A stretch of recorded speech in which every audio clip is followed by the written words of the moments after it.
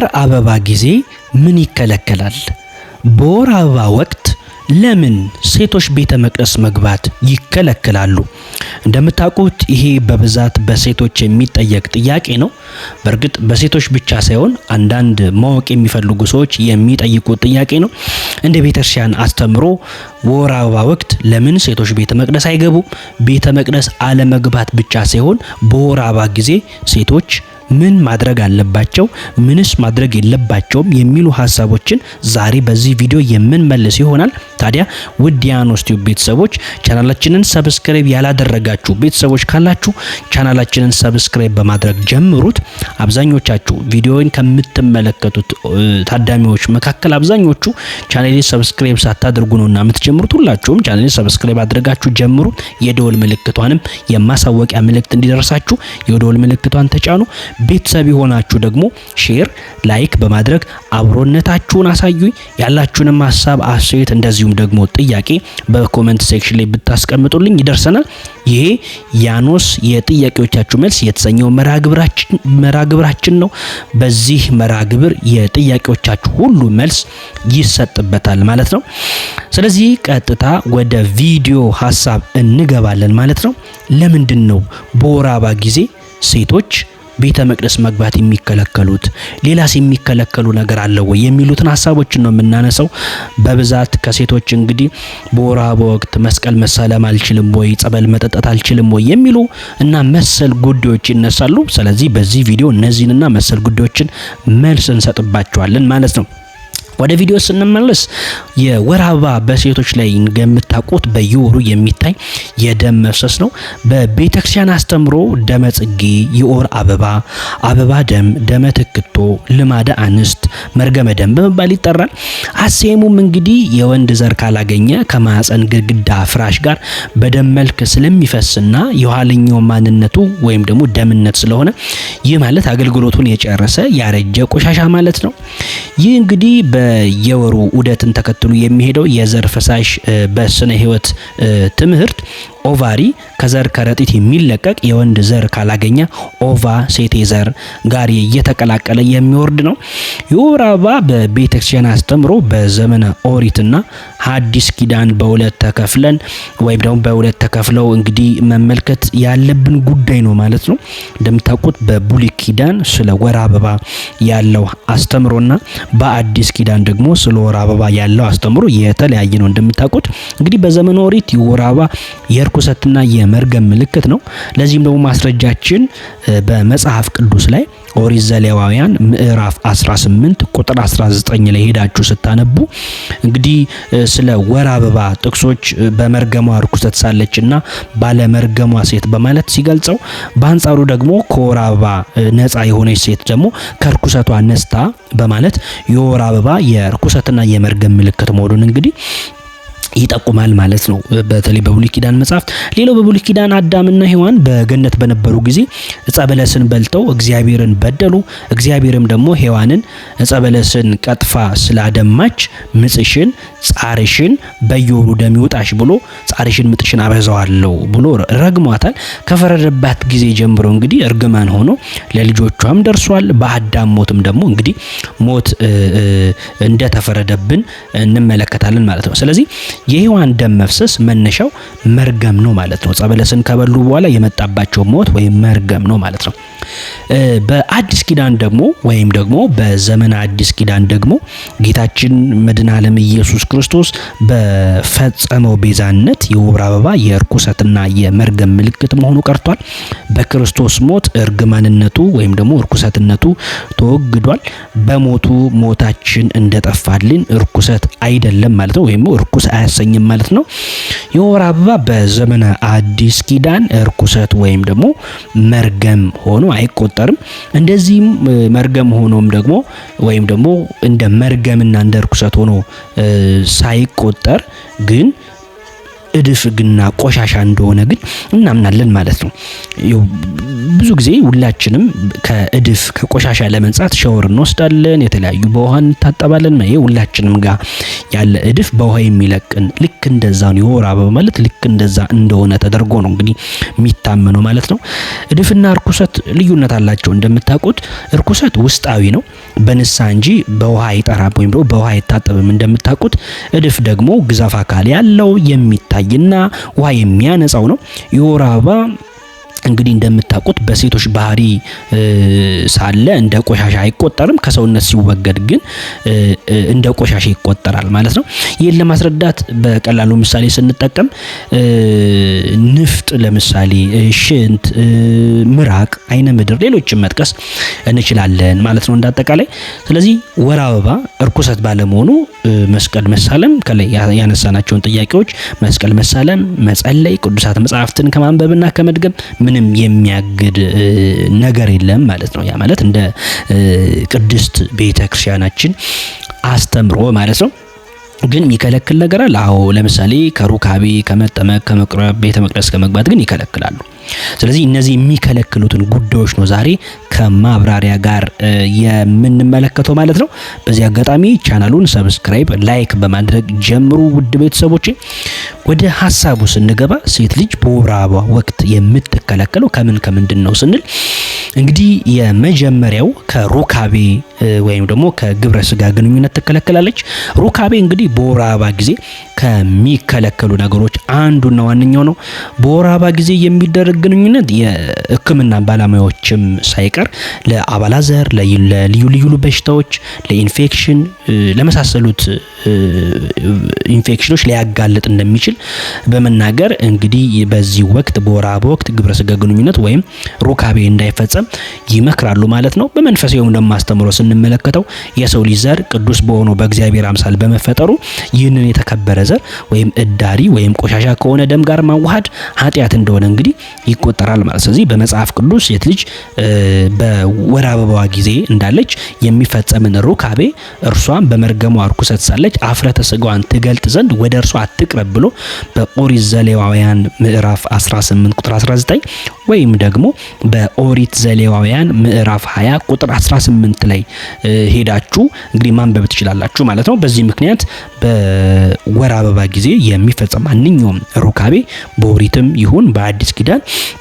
ክልክል ነው ማለት ነው። ስለዚህ ከዚህ አንጻር ከሩካቤ ሴት ልጅን ቤተክርስቲያን ሩካቤ እንዳታደርግ በዚህ ወቅት በወር አበባ ወቅት ማለት ነው ትከለክላለች። ስለዚህ ክልከለው ቤተ መቅደስ ብቻ አለመግባት አይደለም ማለት። ስለዚህ የመጀመሪያው ከሩካቤ መከልከል እንደሆነ እንግዲህ ቅድስት ቤተክርስቲያን ኢቭን ሳይንሱም እንደሚደግፈው ጭምር ተመልክተናል ማለት ነው።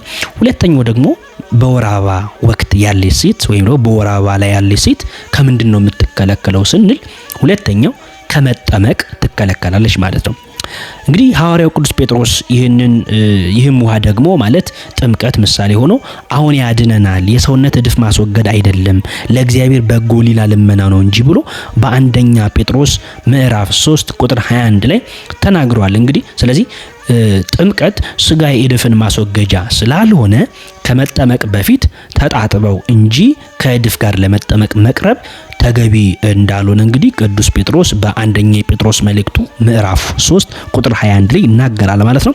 እንግዲህ የወር አበባ ከላይ እንደተመለከትነው ከሰውነት ሲወጣ እድፍ ወይም ነው ቆሻሻ በመሆኑ ከዚህ የቤተክርስቲያን ስርዓት ውጪ እንዲሆን ተደርጓል ማለት። ስለዚህ አንድ ሴት በዚህ በወር አበባዋ ወቅት በወር አበባዋ ጊዜ ከመጠመቅ እንደዚሁም ደግሞ ከሩካቤ መከልከል አለባት ማለት ነው። በቅደም ተከተል እየተመለከትን ነው።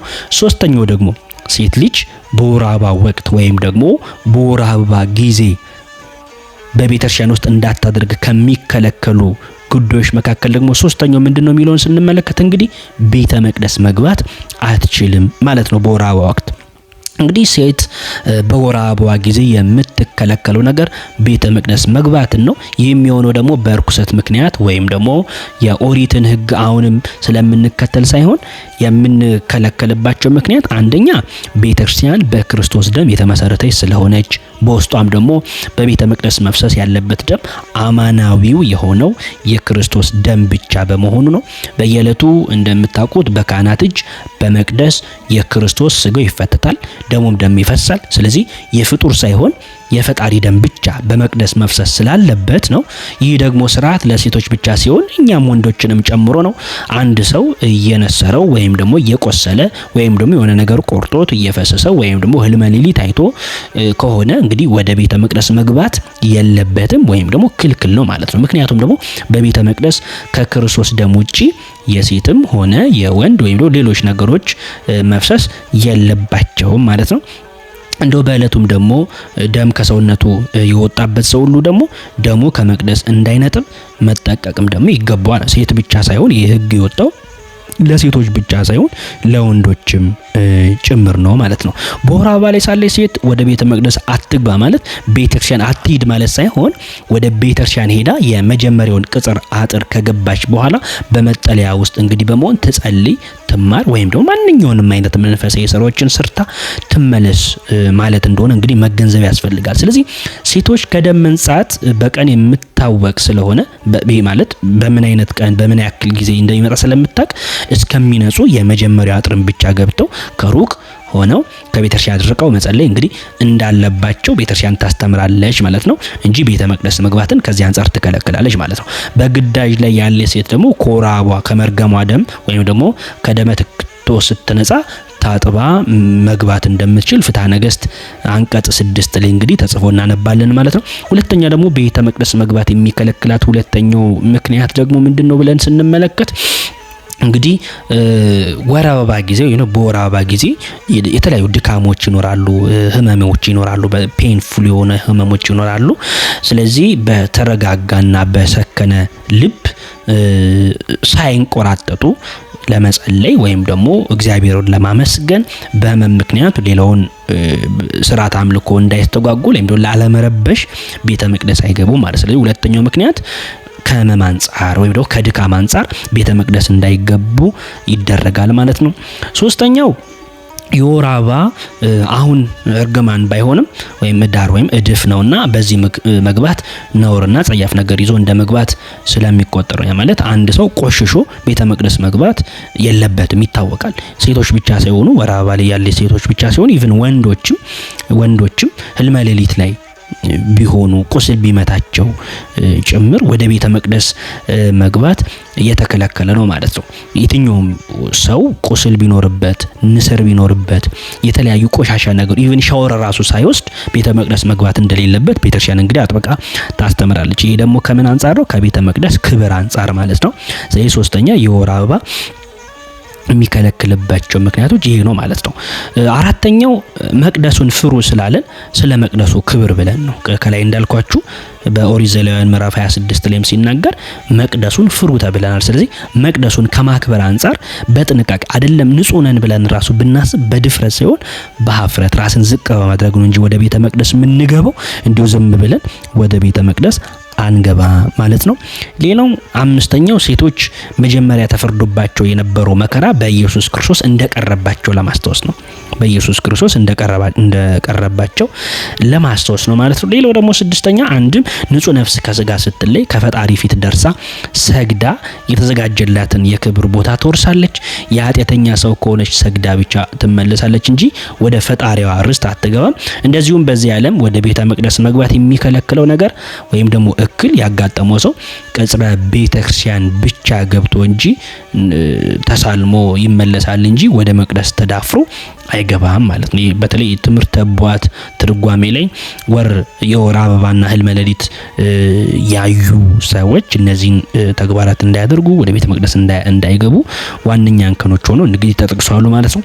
ሰባተኛው በሌላ መልኩ ደካማነታችን እንድናስብ ነው። እንደዚሁም ደግሞ እየጓጓን ቤተ መቅደስ ለመግባት እንችል ነው። እንዳጠቃላይ ጠቅለል ስናደርገው ወደ ቤተ መቅደስ እንዳንገባ ይከለከላል ብለናል አይደል? እና እንዳጠቃላይ ጠቅለል ስናደርገው ሴቶች በወር አበባ ጊዜ መስቀል መሳለም፣ መጽሐፍ ቅዱስና ሌሎች ጸሎት መጽሐፍትን ማንበብ፣ ወደ ቤተክርስቲያን መሄድ ይችላሉ። የሚከለክላቸው ነገር የለም። መስቀል መሳለም ይከለከላል ብሎ የሚያምኑ ሰዎች አሉ። እንደ ቤተክርስቲያን አስተምሮ ግን መስቀል መሳለም ይቻላል። ምክንያቱም በራሱ እርግማን ስላልሆነ ጸበል መጠጣት ይቻላል። የጸሎት መጽሐፍትን ማንበብ ይቻላል። መጽሐፍ ቅዱስን ማንበብ ይቻላል። ቤተ መቅደስ መግባት ግን አይቻልም። የወር አበባ ደም መፍሰስ በሴቶች የተለያየ ቢሆንም በስርዓተ ቤተክርስቲያን ግን ወደ ቤተ መቅደስ መግባት የሚቻለው ከ7 ቀናት በኋላ ነው ብላ እንግዲህ ታስተምራለች። ከዚያ በላይ የደም መፍሰስ ያለባት ሴት ግን እስክትነጻ መቆየት ይጠበቅባታል ማለት ነው። እንደው ካነሳን አይቀር ደግሞ ይሄ ህልመ ሌሊት የምንለው ህልመ ሌሊት ያገኘው ወንድ ወይም ደግሞ በህልመ ሌሊት ላይ ያለ አንድ ወንድ ከአንድ ቀን ወይም ደግሞ ከ24 ሰዓት በኋላ ሰውነቱን ታጥቦ ልብሱን ቀይሮ መግባት ግን ይችላል። ኢቭን ሴቶችም ሆነ ወንዶች ሌሎችም እድፍ ውስጥ ያሉ ሰዎች ከንጽህና አንጻር ራሳቸውን ንጽህናቸውን ጠብቀው ከቤተ መቅደስ ክብር አንጻር በቤተ መቅደሱ የሚመለከው ንጹህ የሆነው እግዚአብሔር ስለሆነ ንጹህ የሆነው እግዚአብሔር ደግሞ በንጽህና መመለክ በንጽህና መመስገን ስላለበት ወደ ቤተ መቅደስ ስንገባ ራሳችንን ጠብቀን ንጽህናችንን ጠብቀን በተለያየ ምክንያት ከሚመጣብን ለምሳሌ እንቅፋት ሊሆን ይችላል፣ ንፍጦች ዘለላዎች ሊሆን ይችላሉ፣ እንደዚሁም ደግሞ መንሰር ሊሆን ይችላል። ሲያጋጥሙን ራስን ቤተ መቅደስ መግባት መከልከል። እነዚህ ምክንያቶቹ ደግሞ ለምንድነው ብለናል ከላይ ስናነሳ እንደምታውቁት በቤተ መቅደሱ የሚፈሰው አማናዊው የክርስቶስ ደም ብቻ ስለሆነ ማለት ነው። ከዚህ ውጪ መፍሰስ የለበትም ብለን ከቤተ መቅደስ ክብር አንጻር መቅደሱን ፍሩ ስላለ ኦሪት ዘሌዋውያን ምዕራፍ 26 ላይ ቅዱስ ሙሴ ከቤተ መቅደሱ ክብር አንጻር እንግዲህ ወደ ቤተ መቅደሱ አንገባ ማለት ነው። እዚህ ጋር ላስታውሳችሁ ቻናሌን ሰብስክራይብ ሳታደርጉ ይሄንን ቪዲዮ የጀመራችሁ ቤተሰቦች ካላችሁ እንግዲህ ቻናሉን ሰብስክራይብ አድርጉ። ደሞም ላይክ ማድረግ እንዳይረሳ። ኮሜንት ሐሳብ አስተያየታችሁን በኮሜንት ላይ ማስቀመጥ ትችላላችሁ። ሌላው የመጨረሻው የሚከለክለው ነገር ምንድነው? በወር አበባ ያለች ሴት ወይም ደግሞ በወር አበባ ጊዜ ምን ይከለከላል? አንዲት ሴት በወር አበባ ወቅት ስትሆን ምን ትከለከላለች? ሴት አራተኛውና የመጨረሻው ከመቁረብ ትከለከላለች ማለት ነው። እንግዲህ ሴቶች ከወር አበባ ሳይነጹ ስጋውን መቀበል አይችሉም። ስጋውን መቀበል አይችሉም እና ይህንን ስርዓት ተላልፈው ግን ምናልባት ወደ ስጋው እንኳን ቢቀርቡ ወይም ደግሞ ወደ ስጋው ደሙ ቀርበው እንዲቀበሉ ስጋው ደሙን እንዲቀርቡ ያደረገ ዲያቆን ይሁን ወይ ደግሞ ቄስ ከክህነቱ እንዲሻር እንግዲህ ፍትሐ ነገሥት ይደነግጋል።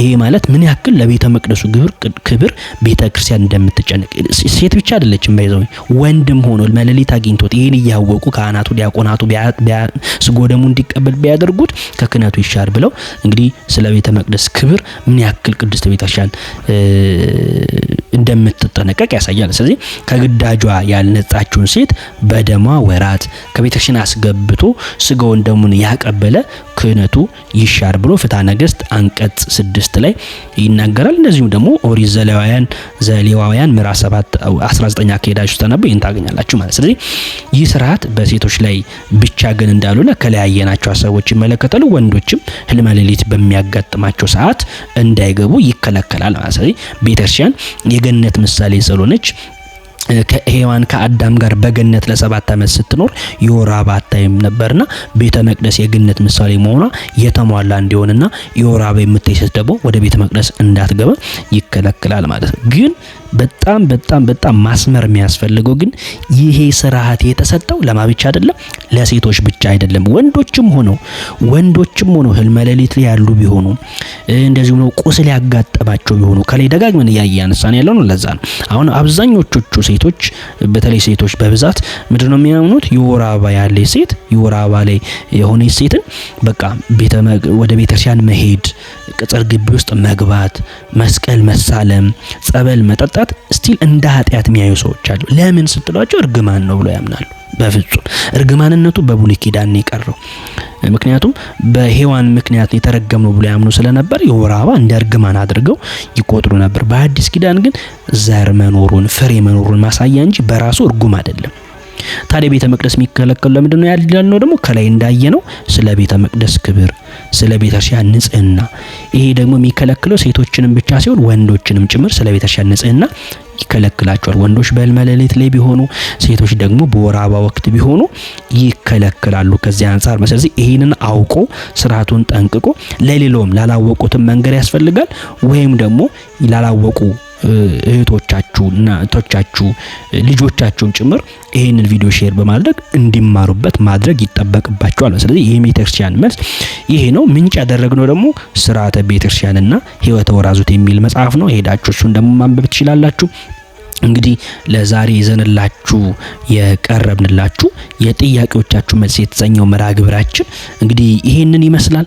በእርግጠኝነት የጠየቃችሁት ጥያቄ በእርግጠኝነት እንደተመለሰላችሁ ተስፋ አደርጋለሁ። በዚህ አጋጣሚ ሌሎች ጥያቄዎች ያሏችሁ መጠየቅ የምትፈልጉት ጥያቄ እንዲመለስላችሁ የምትፈልጉት ጥያቄ በያኖስ የጥያቄዎቻችሁ መልስ እንዲመለስላችሁ የምትፈልጉትን ጥያቄ ማንኛውንም ጥያቄ ከቤተክርስቲያን አንጻር እንዴት ነው ምንድነው የሚለውን ነገር እኛ ተቀብለን ጊዜ ወስደንበት ተዘጋጅተንበት አብራርተን እንመልሳለን ማለት ነው። ስለዚህ ቻናላችንን ሰብስክራይብ ያላደረጋችሁ ቻናላችንን ሰብስክራይብ በማድረግ እንደዚሁም ደግሞ የደወል ምልክቷን በመጫን ቤተሰብ ሁኑ። እንደዚሁም ደግሞ ቤተሰብ ያልሆናችሁ ቻናላችን ሰብስክራይብ ያደረጋችሁ ደግሞ እንግዲህ ላይክ በማድረግ ሼር በማድረግ ሐሳብ አስተያየታችሁን ነው በኮሜንት በመግለጽ አብሮነታችሁን እንድታሳዩ እንፈልጋለን። እንግዲህ ስለነበረን ጊዜ የአምላካችን የልዑል እግዚአብሔር ስሙ የተመሰገነ ይሁን። ወስብሐት ለእግዚአብሔር። ይቆያል።